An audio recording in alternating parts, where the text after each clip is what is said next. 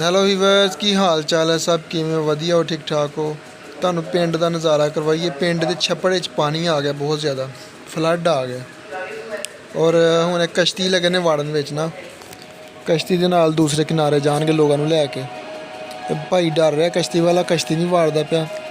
ਤੇ ਸਾਰੇ ਬੱਚੇ ਬੇਤਾਬ ਨੇ ਕਸ਼ਤੀ 'ਚ ਝੂਲਾ ਲੈਣ ਵਾਸਤੇ।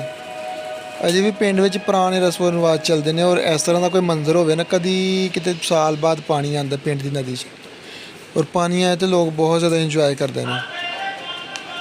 ਇਸ ਵਾਸਤੇ ਬੱਚੇ ਬੜੇ ਬੇਤਾਬ ਨੇ ਕਿ ਕਸ਼ਤੀ ਵਿੱਚ ਵਾੜੇ ਭਾਈ, ਤੇ ਅਸੀਂ ਝੂਲਾ ਲਈਏ ਕਸ਼ਤੀ 'ਚ। ਬੜਾ ਪਿਆਰਾ ਮੰਜ਼ਰ ਹੈ ਪਿੰਡ ਦਾ, ਬਹੁਤ ਜ਼ਿਆਦਾ ਪਾਣੀ ਆਇਆ ਹੋਇਆ। ਯਾਨੀ ਕਿ ਅਗਰ ਇਸ ਤਰ੍ਹਾਂ ਜਿਹੜਾ ਬੰਦਾ ਤੈਰਾਕੀ ਨਾ ਜਾਣਦਾ ਹੋਇਆ ਇਹਦੇ 'ਚ ਵੜੇਗਾ ਤਾਂ ਖਤਰੇ ਤੋਂ ਖਾਲੀ ਨਹੀਂ ਹੋਣਾ। ਇਸ ਵਾਸਤੇ ਕਸ਼ਤੀ ਲੈ ਕੇ ਆਏ ਨੇ, ਹੁਣ ਕਸ਼ਤੀ ਵਾੜਨਗੇ ਵਿੱਚ, ਅਤੇ ਕਸ਼ਤੀ ਦੇ ਨਾਲ ਇੰਜੋਏ ਕਰਨਗੇ ਪਾਣੀ 'ਚ। ਵੀਡੀਓ ਚੰਗੀ ਲੱਗੇ ਤਾਂ ਕਮੈਂਟ ਜ਼ਰੂਰ ਕਰਿਓ ਔਰ ਲਾਈਕ ਜ਼ਰੂਰ ਕਰਿਓ। Thank you.